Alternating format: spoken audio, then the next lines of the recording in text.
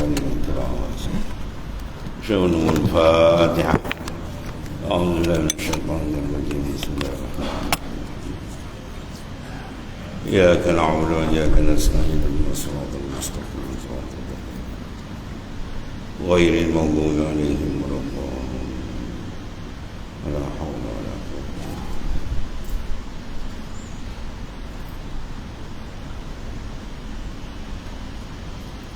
بسم الله الرحمن الرحيم. وشر الأمور محدثاتها وكل بدعة ضلالة وكل ضلالة.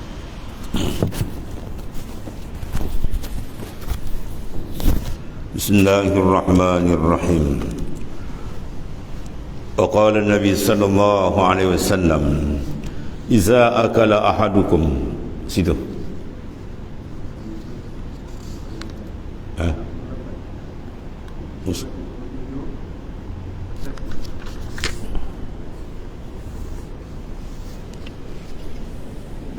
وقال النبي صلى الله عليه وسلم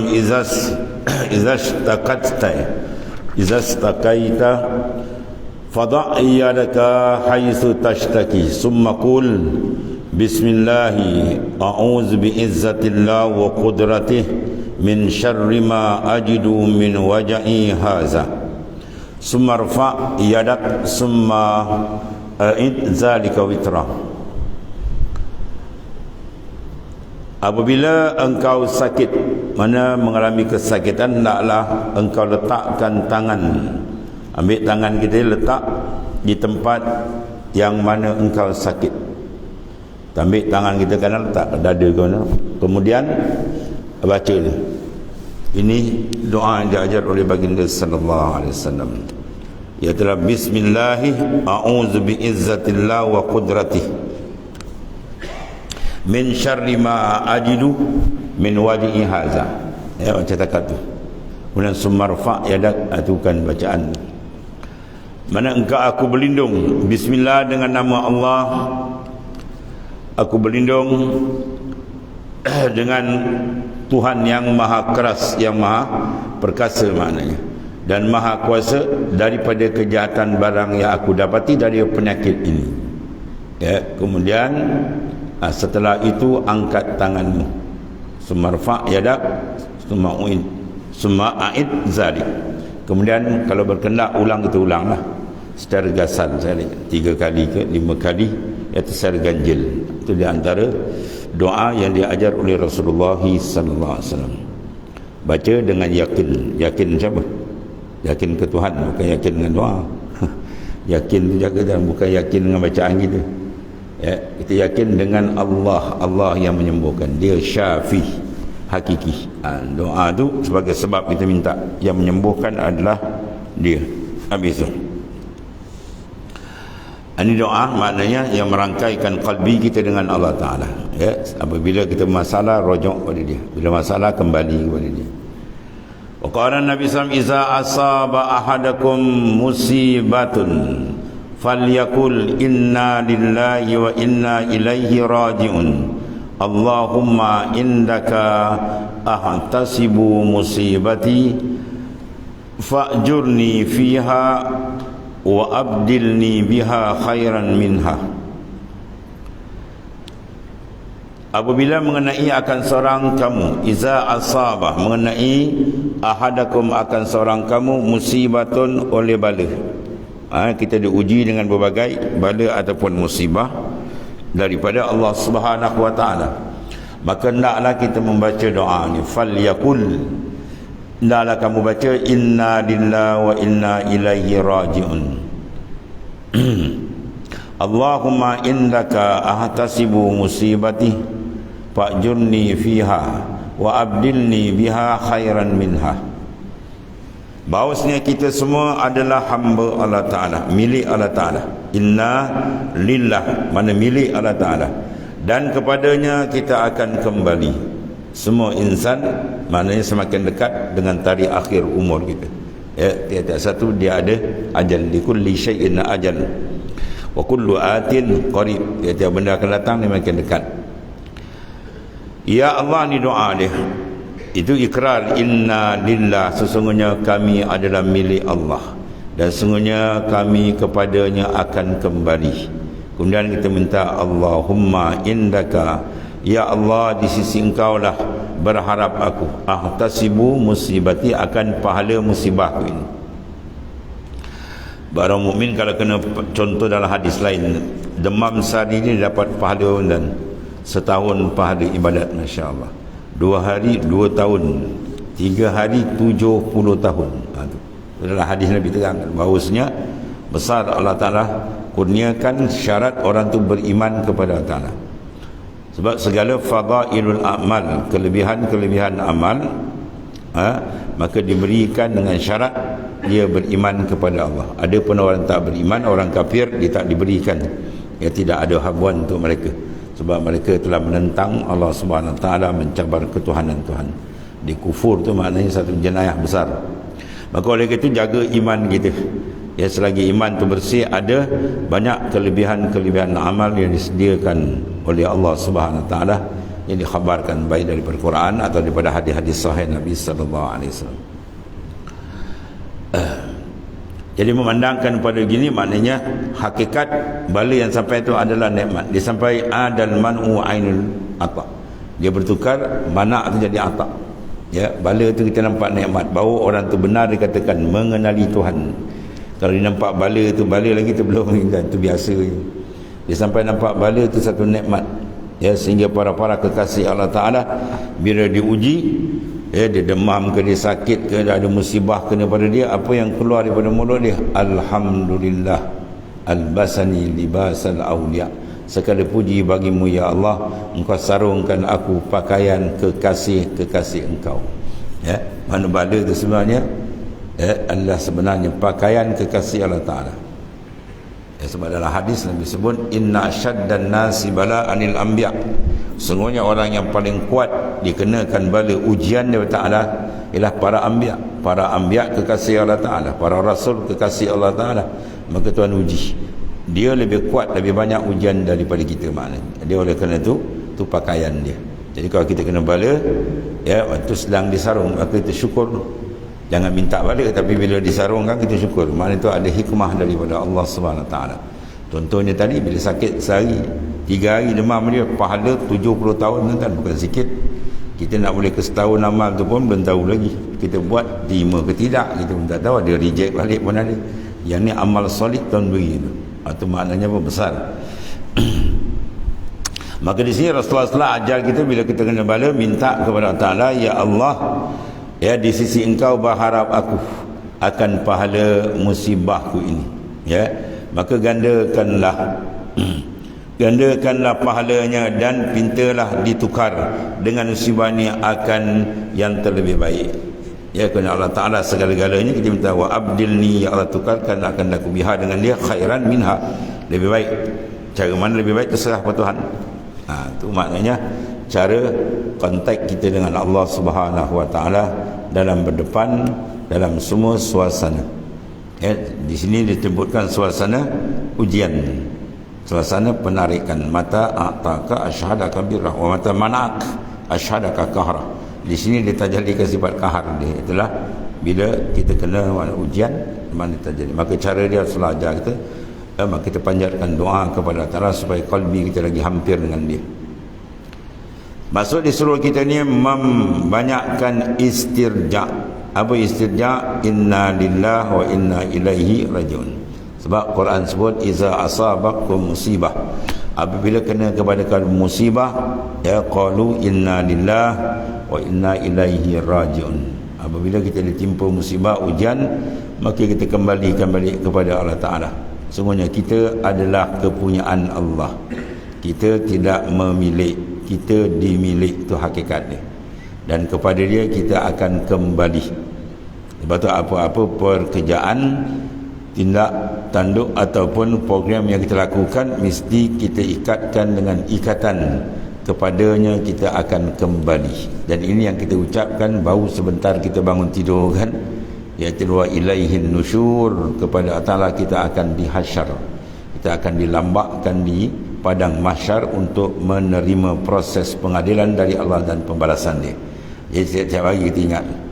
Itu dia panggil setengah daripada pemangkin iman kita yang ada, makna zikrul akhirah, mengingat akan akhirat. Dan setiap pekerjaan yang kita buat dipanggil mizanul maut. Lepas ulama sebut bila kita nak keluar rumah, kita nak bekerja ke apa program kita nak buat, kita letakkan mizanul maut, neraca kematian. Maknanya kalau kita tengah buat kerja ni, kematian sampai, ajal sampai, adakah sedap atau cantik kedudukan dia atau sebalik. Maknanya kalau benda yang kita buat tu cantik, maknanya teruslah pamdi. Kalau tidak, sila stop. Itu makna. Sebab apa? Sebab al-ibra bil khawatim, kiraan dikira di hujung umur. Ya, mana manusia dikira di hujung umur kita. Kalau cantik, alhamdulillah. Itu maknanya sentiasa kita ingatkan kematian. Sebab kita ingatkan kematian, hidup seseorang tu lebih berpotensi. Ya, sebab dia tak akan buat benda-benda yang tak elok. Dia sentiasa meningkatkan kerja-kerja yang mendatangkan manfaat besar dia. Wa qala Nabi SAW, iza asbahtum faqulu Allahumma asbahna wabika amsayna wabika nahya wabika namut wa ilaikal masir. Allah. Iza asbahtum, apabila berpagi-pagi kamu.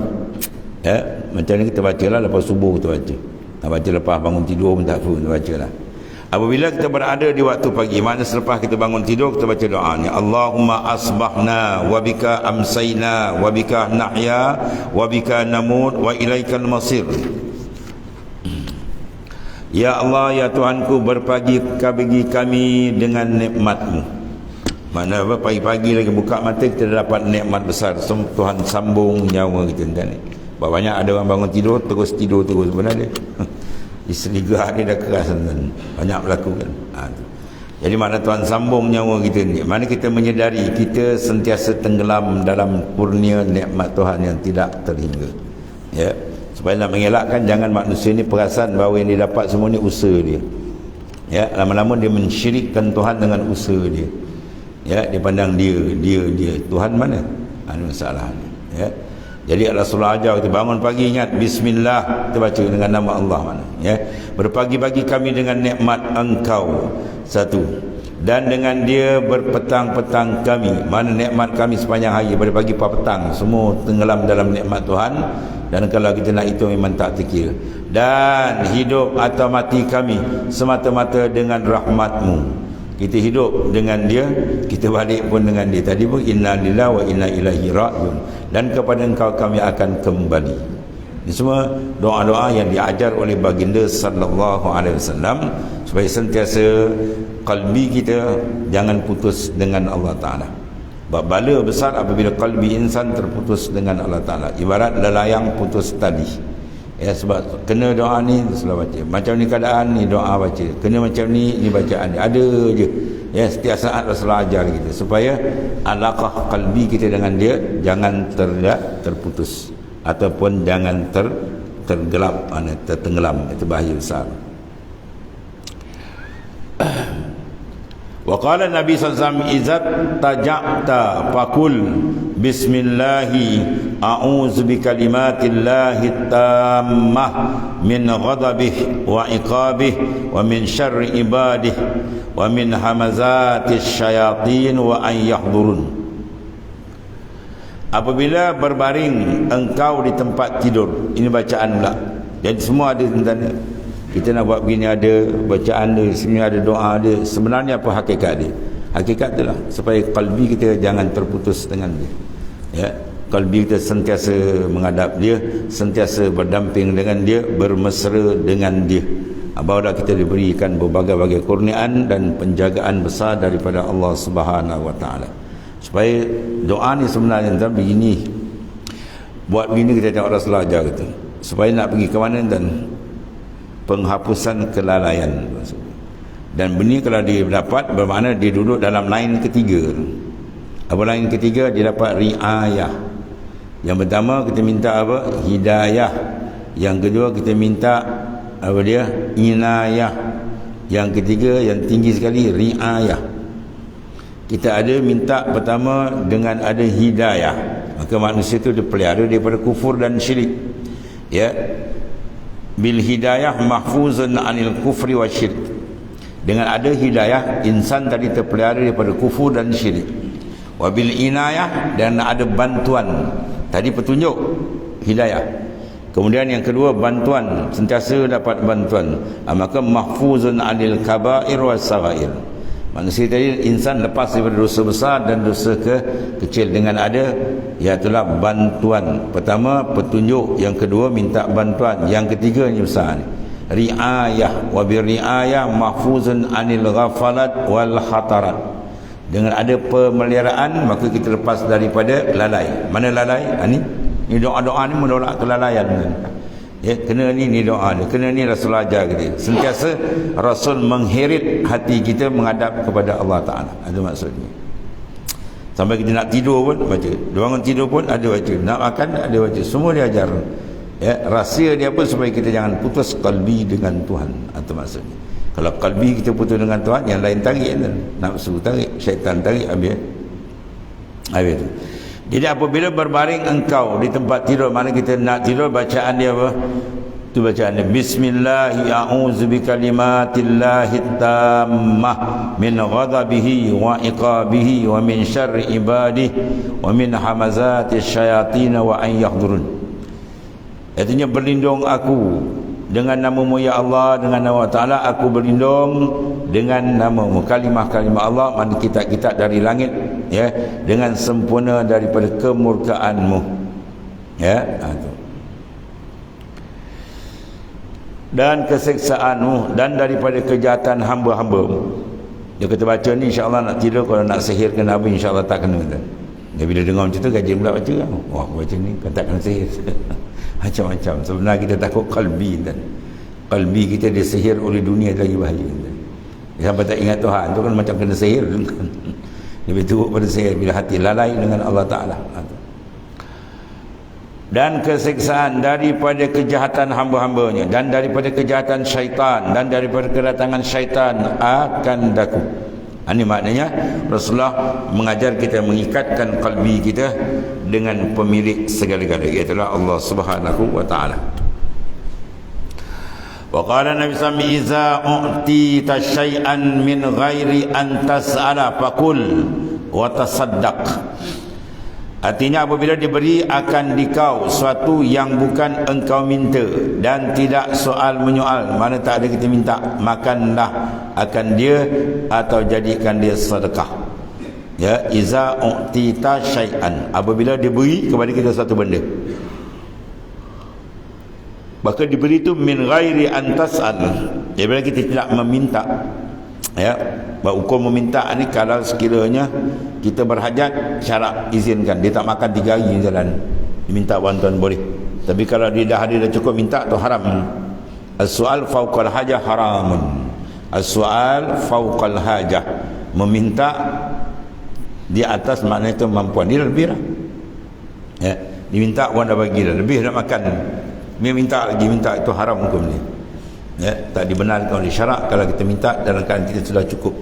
Kalau dia terdesak tu tak apa. Ya, ada pun tak minta orang bagi, ini dia, itu tak apa. Ya, sebab benar Rasulullah SAW bagi pada Sayyidina Umar. Sayyidina Umar tak nak terima. Sayyidina Umar kata dah, saya dah ada. Rasulullah kata orang beri jangan tak terima, ambil. Kemudian kalau kamu tak nak, pergilah sedekah orang lain. Itu mana? Ya, saya dah ada barang ni, tak apa, ambil lah. Kalau kita tak ambil, orang kecil hati pula kan? Orang beri, abang ingat aku punya haram ke? Dah jadi cerita pula jadi. Ya, minta jangan kalau dah cukup. Ya, adapun orang beri itu ambil, tak salah. Kita nak guna atau kita nak bagi, kalau tak pun watasaddaq, berilah sedekah balik pada orang lain. Itu cara akhlak yang diajar oleh baginda sallallahu alaihi wasallam. Dan rezeki kalau tak diminta tu yang terbaik ni. Tuhan hantar ni. Para awliya rezeki dia madmun gitu. Ya, ada rezeki secara maknanya sifat yang elok dipanggil al-mau'ud, janji dengan takwa. Bila dia bertakwa semua zahir dan batin, ya, Tuhan hantarkan rezeki cara mau'ud. Dia janji, wa man yattaqillaha yaj'al lahu makhraja wa yarzuqhu min haitsu la yahtasib. Ada hadis ni mengarahkan kita kepada menjauhkan diri berminta-minta yang bukan kerana masalah agama. Kalau kita minta masalah agama, kita minta derma, pergi sana pergi tujuan nak buat masjid, surau tu tak apalah. Itu maknanya kerja-kerja agama umum. Adapun untuk diri tak dibenarkan kecuali dia dalam keadaan terdesak. Ya, terdesak atau dibenarkan. Adapun kalau dia dah ada cukup, jangan minta. Ya.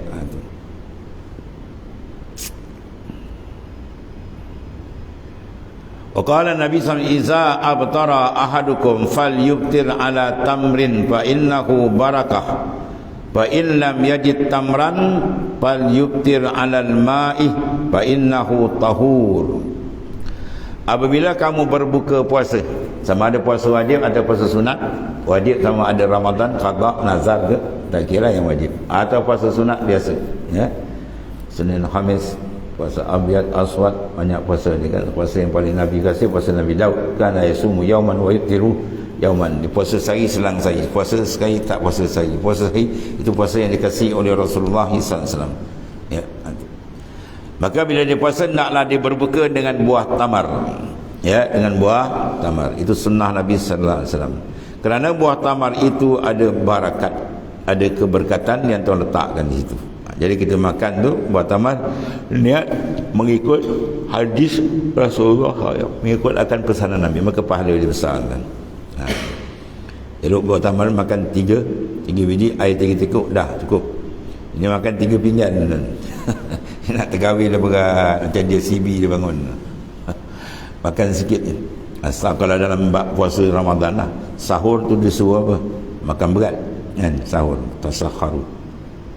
Ba'inna fihi barakah. Ista'inu bikailu ala kiamilin, wasta'inu bisahur ala siyamillah. Kamu minta tolong bantuan dengan tidur sebelum zuhur tu untuk kiam, ya, sihat, dan minta bantuan secara zahir dengan makan sahur untuk puasa. Itu maksud. Dan jika tidak dapat tamar, buah tamar tak ada, maulah berbuka puasa dengan air, kerana air itu menyucikan. Ya, mana air? Sebab air tahur. Wa anzalna minas sama'i ma'an tahura. Kami turunkan dari langit, Quran sebut. Ya, ma'an air, sifat dia apa? Tahura. Ta tu dibaca dengan bari atas, tahur. Kalau ta tu baca dengan bari depan, tuhur dia lain. Kalau air kopi, air Milo, air teh itu tuhur, mana dia suci tapi tak boleh menyucikan. Ya. Kalau baca dengan bagi atas ta, ada lain. Tahur dia ada 2 sifat, dia suci lagi menyucikan. Itu dipanggil air mutlak. Ya, air mutlak. Apa makna air mutlak? Air yang tidak ditambat dengan sebarang nama secara lazim. Kalau air tu ditambat dengan nama lain secara tetap, contoh air kopi, air Milo, air teh, maka air tu dah hilang satu sifat, dia suci, lepas tu boleh minum. Tapi nak basuh baju jangan. Basuh baju pakai air teh kacau. Semut kejauh pula. Ada pun air mutlak, mana air yang lepas daripada kait. Dia tak ada diikat, dia air saja. Walaupun diikat dengan, kalau diikat dengan nama tapi tidak lazim. Bila air itu akan dipanggil kait mumfak. Kait dia akan bercerai. Contohnya kita kata apa? Air sungai, air telaga, air perigi, air hujan, air mata air, air embun, semua ada nama tu. Kita tambah dia air telaga, air sungai, air laut, kan? Air apa lagi? Air paip. Kita ambil 4 jenis air ni, kita letak satu bekas, kita panggil satu orang yang tak tahu asal usul air ni. Kalau kita tanya ni apa, dia akan jawab air sahaja, nama tu hilang. Itu dipanggil kait mumfak, ikatan yang bercerai. Maka ini tetap darab dia mutlak. Kalau ikatan tu tak bercerai, tu tidak mutlak. Air kopi kat mana orang kenal, air sirap bawa mana orang kenal, oh ini air sirap merah, tak boleh cerai lah. Maka hukum dia suci, boleh minum tapi tak boleh buat basuhan, sebab dia satu sifat dia tanggal. Ya, sebab tu maknanya Quran bawa ibarat tu ada khas baris pun dia. Baca ta bagi atas lain mana, kalau ta bagi depan lain mana, kalau tuhur lain mana, kalau tahur lain mana. Maka dalam Quran, dalam hadis ni tahur, baca bagi atas tahur. Ya, wa anzalna minas sama'i ma'an tahura.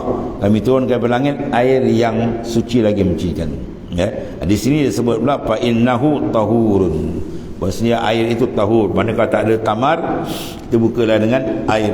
Ya, Maksud disuruh kita berbuka dengan buah tamar ataupun sesuatu yang tak kena api, ya. Tu. Jadi air tu kita ambil lah, air mineral, air apa kan.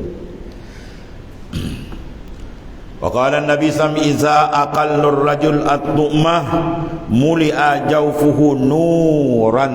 Tu.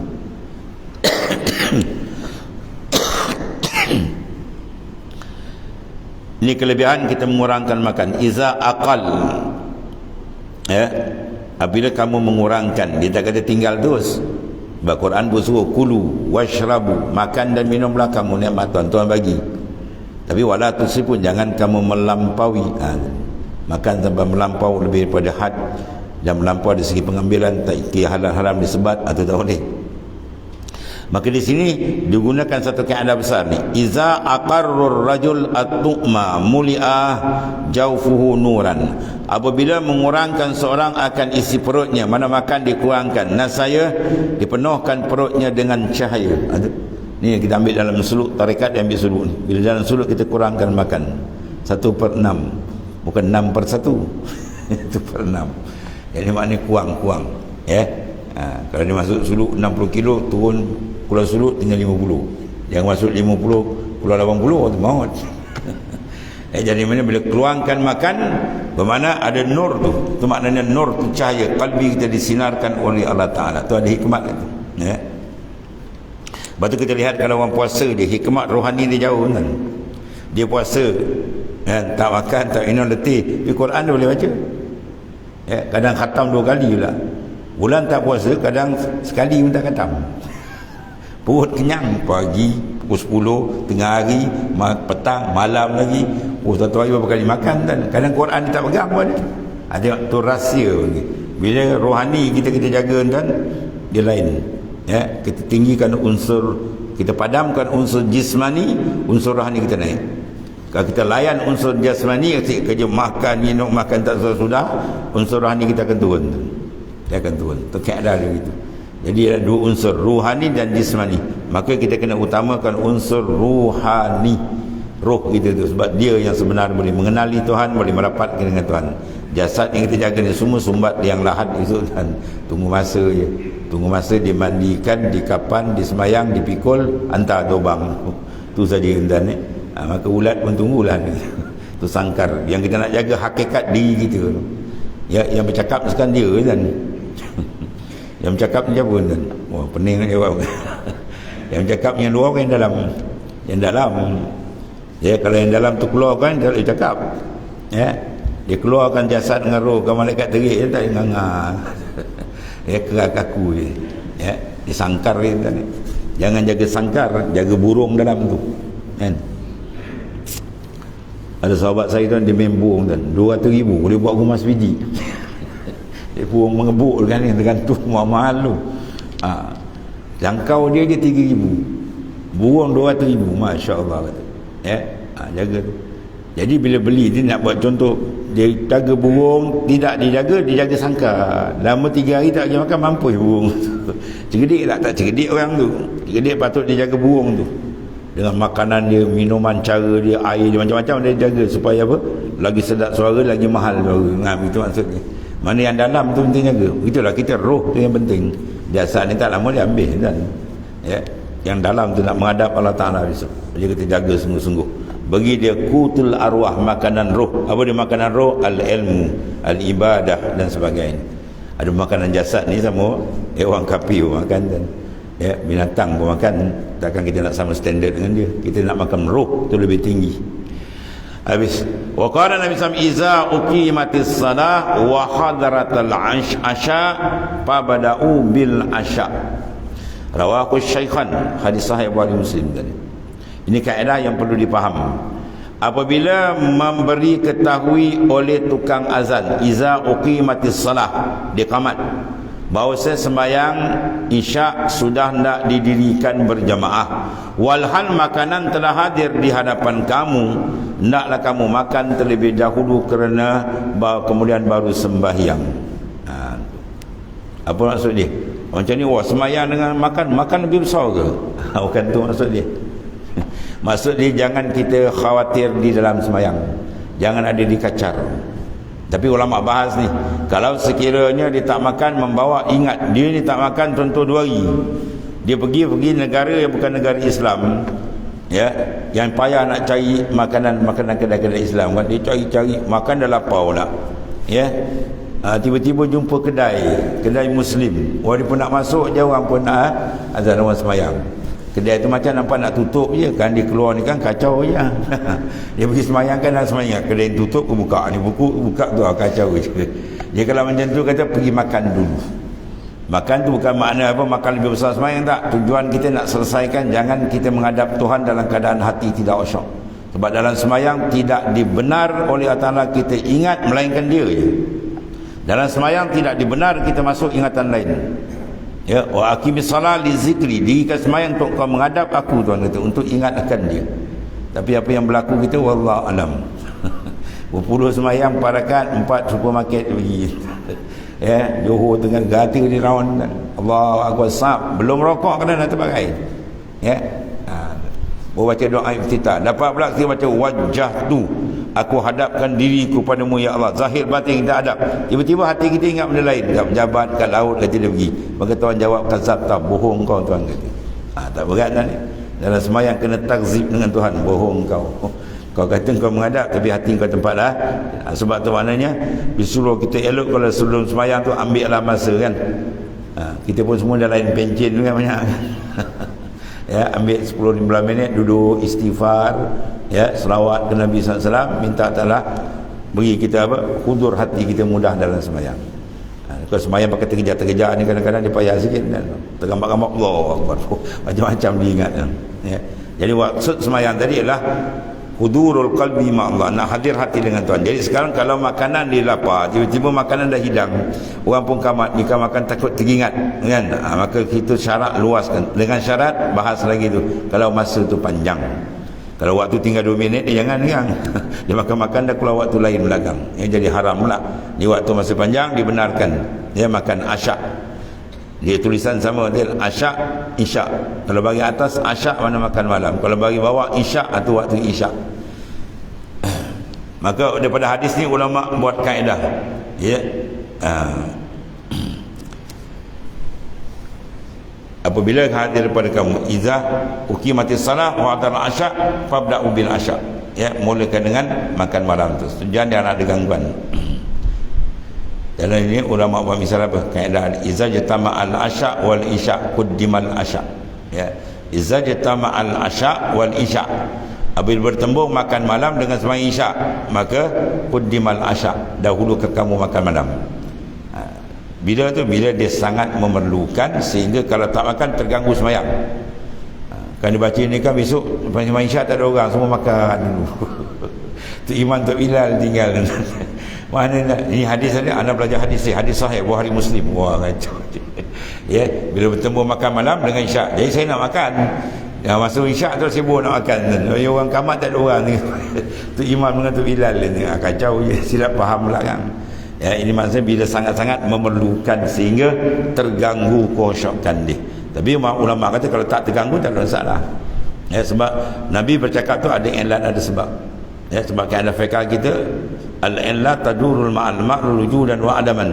Ilat dengan maklul tengok, kalau ada sebab jadi begini, kalau tak ada sebab jadi begini. Ya, tu. Jadi sebab sini apa? Mengganggu khusyukan, itu maksud. Tapi kalau tak terganggu tak apa. Kan? Dia lapar, habis semayang dia pergi ikut semayang. Ya. Dia bergoreng ikan letak atas meja. Ikan pula tak tutup. Tengah semayang kucing mengiau. Habis ingat habis lah ikan kucing. Habis ikan. Dia semayang dia ingat ikan atas meja. Ya. Wa qala Nabi SAW, iza akala ahadukum ta'aman falyazkur ismallah ta'ala, fazkur ismallah ta'ala, fa inna siya an yazkur ismallahi fi awwalihi falyakul bismillahi ala awwalihi wa akhirih. Rawahu Tirmizi. Apabila makan seorang kamu, naklah disebut nama Allah, baca bismillah. Kalau Imam Ghazali punya dia cari 3 kali. Suap pertama baca bismillah, yang kedua bismillahirrahman, yang ketiga bismillahirrahmanirrahim. Itu cara Imam Ghazali. Ya, yang penting kita sebut nama Allah. Tengok tuan-tuan, nak tidur baca, bangun tidur ada baca, nak makan ada baca. Ya, semua kita sentiasa dengan dia. Dalam kita mengambil nikmat, kalbi kita sentiasa dengan Allah Ta'ala. Bahawa dia ada keberkatan mana. Apabila seorang kamu nak makan, maka ucap Bismillahirrahmanirrahim lah. Kalau terlupa, nah, ni lapar sangat pun yang terlupa. Dia buat makan, tak baca Bismillah. Nak baca macam mana? Naklah dibaca Bismillahi ala awwalihi wa akhirihi. Setengah dia tak berubah ala, tapi berubah atas. Kalau baca Bismillah tak ada ala, baca bagi atas. Bismillahi awwalahu wa akhirahu. Ya, itu dia panggil mansubun bin nazil khafid panggil. Dia nasab dengan buang huruf afat, tahu? Itu ngaji nahwu. Dia nasab sebab cabut huruf afat. Huruf afat mana? Ala. Tapi kalau ala ada, baca bagi bawah. Bismillahi ala awwalihi wa akhirih. Dengan nama Allah daripada awal dan akhirnya. Ya, itu maknanya kalau kita baca tu syaitan tadi termuntah balik kan. Jika kita tak baca bismillah, syaitan tumpang dia share sekali. Bila kita baca pum dia muntah balik kan. Itu maknanya cara kita menerima nikmat makanan daripada Allah Subhanahu Wa Taala, bahawa sentiasa ingat pada dia. Qala Nabi sallallahu alaihi wasallam, "Iza akala ahadukum falyakul bi yaminih wal yashrab bi yaminih wal ya'khuz bi yaminih wal yu'ti bi yaminih." Ini banyak kadang-kadang kita tersilap. Apabila makan seorang kamu, maulah dengan tangan kanan. Begitu juga minum kanan, jangan minum kaki, ya.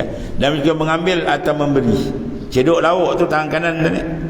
Tuan guru saya, kalau Tuan Guru Haji Mustafa ni, saya mengaji di Kelantan tu, kalau makan dengan dia tuan-tuan cedok, ambil cedok tangki, jawab sudu tu melambung.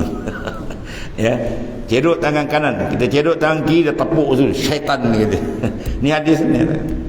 Ya, ambil dengan tangan kanan, tangan kiri ni tempat basuh najis kan, geli orang. Tapi nak cedok tangan kanan tu bersihkanlah tangan, jangan seromo dengan nasi, orang pun gerun tengok. Ya, bersihkan betul-betul, pegang sikit, ambil tangan kanan dia ada keberkatan. Ambil, beri, semua tangan kanan. Kalau benda tak elok tu, aku guna tangan kiri. Ya, itu cara adab yang diajar oleh Rasulullah SAW. Iza akala ahadukum falyakul biyamini. Bila kita nak makan, guna tangan kanan. Itu makna sunnah Rasulullah SAW. Jadi dalam kita makan, kita sentiasa dengan Rasulullah SAW. Mana kita ingat makan Rasulullah suruh. Kita makan tangan kanan ni Rasulullah arah. Jadi hati kita dengan Rasulullah itu sentiasa ada. Dan paling dekat lagi kita bayang, kalau boleh ulama kata kau rasa macam kau duduk makan semeja dengan Rasulullah SAW, itu lagi baik. Ya, itu ada sunnah yang paling tinggi, kata Profesor Syekh Rajab Dib, Mursyid Tarikat Naqsyabandiyah di Syria. Kalau kau baca Syama'il bersama kan, cara adab Nabi makan ini kan, cara terlebih baik engkau rasakan takhayyul. Lepas takhayyul baru dipanggil tasawwur. Membayangkan kita bersama dengan baginda sallallahu makan, minum. Itu lagi dahsyat. Seorang ulama supaya kita, aku tak keluar dari rumah aku rasakan baginda di kananku, guru mursyidku di kiri. Bahawa dia sentiasa dia berjalan tu ada rahmat, hati dia sentiasa ingat kepada Ta'ala. Habis. Dan satu lagi hadis Nabi SAW, iza amma ahadukumun nas falyukhaffif fa inna fihim as-saghir wal kabir wal dhaif wal marid wazal haja wa iza shalla li nafsihi falyutawwil ma syaa, rawahu Tirmizi. Ni hadis penting, tapi untuk imam menjaga ni. Ni hadis untuk imam. Ya, untuk para imam. Apabila jadi imam oleh seorang kamu, maulah diringkaskan akan bacaan yang mana bukan fardu ni. Ya, kalau tasbih 3 kali dah. Kalau surah baca yang pertengahan. Sebab pernah berlaku sahabat Nabi Sayyidina Muaz bin Jabal, gubernur yang di Yaman. Ketika itu Yaman baru banyak masuk orang baru masuk Islam. Dia pergi tarik surah panjang. Tiba-tiba seorang makmum barakah. Dia dikecoh, orang tutur dia munafik, padahal dia bukan munafik. Bila tahu kes ni sampai pada Rasulullah SAW panggil Sayyidina Muaz, ya Muaz, engkau nak buat fitnah ke Muaz? Kau nak buat fitnah kalau Rasulullah bacakan hadis ni, iza amma ahadukum nas falyukhaffif. Bila kamu dilantik jadi imam, ringankan. Engkau baca surah Baqarah habis maut kawan. Kau salam dah tak ada orang. Lalu kita kata makmum ramai dah habis, ni makmum jin bukan jin. Kau tak kerti ikut sunnah Nabi. Sunnah Nabi kata apa? Tempat tu ulama fiqh bagi 2. Makmum tak ada mahsurin, satu lagi ghairu mahsurin. Kalau mahsurin makna makmum yang kita dah asal dah tahu dah, ni orang kampung kita tak kisah mak baca dia panjang, itu tak apa. Tapi kalau kita tak tahu makmum ni kedudukan, contoh di tengah bandar lagi masalah, dia ada ajak kadang tiket bar lagi 10 minit. Wah, lama-lama dia mufarakah, dia cabut lagi. Jadi baca yang cukup pendek. Batang guru saya masih di Mekah kan, ada 2 imam dan masa dia ngaji tu semayang dekat Kaabah tu atas pasir kan, semayang terazur musik. 2 imam, satu imam tu bila kau semayang makmum cukup suka, pada Jumaat dia baca Inna Ataina ya, yang seorang tu tarik surah panjang, kebetulan situ masa semayang tu ada seorang tua, jadi tarik surah panjang tu dah pening, jatuh ke boom, jatuh kepala tergantung ke tiang, meninggal. Oh dahsyat imam ni, dia boleh iman sampai mati orang tu. Ya, so meninggal kawan tu, tarik panjang kawan dia pening. Ada jatuh tergantung pula kepala, ya. Jadi maknanya Rasulullah suruh tu ringkaskan maknanya, ya, jangan berat sangat, baca surah yang penting ni. Pada ada surah yang panjang, surah pertengahan dan surah pendek, ya. Kerana al-ma'lum, dia kata dalam makmum tu banyak yang ada yang kecil. Dalam Ibnu Katsir ada Rasulullah tengah semayang, tiba-tiba dengar suara budak menangis, rekat bacaan. Ya, Rasulullah potong bacaan tu, rokok. Rasulullah mengambil tahu belakang bawah harap, bagi tengok kadang-kadang dia semayang kan, anak kecil tu ditambal kat kaki dia. Perempuan tu, budak tu lagi-lagi dihirit. Jadi maknanya kalau menjerit-jerit budak tu jadi mengganggu orang, Rasulullah potong semayang terus, ya. Ini dengan budak menangis lagi panjang surah lagi. Ini tak apa cantik lagi. Kerana al-maklum belakang kita tu ada budak kecil, ada anak kecil, ada orang besar, mana orang tua, ada yang taif, ya. Kena semayang ketawa duduk atas kursi, imam baca panjang-panjang, lama dia berdebu satu. Atau ada yang sakit, ada yang mempunyai hajat, ya.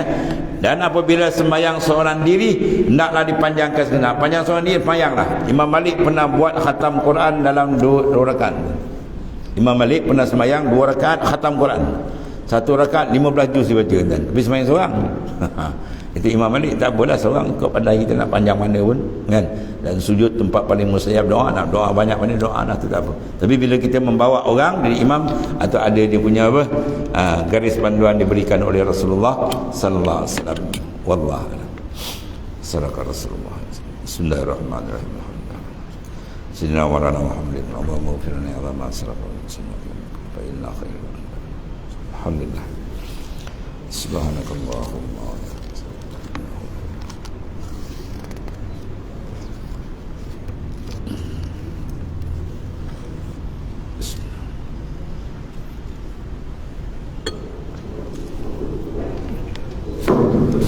Ya Rabbi.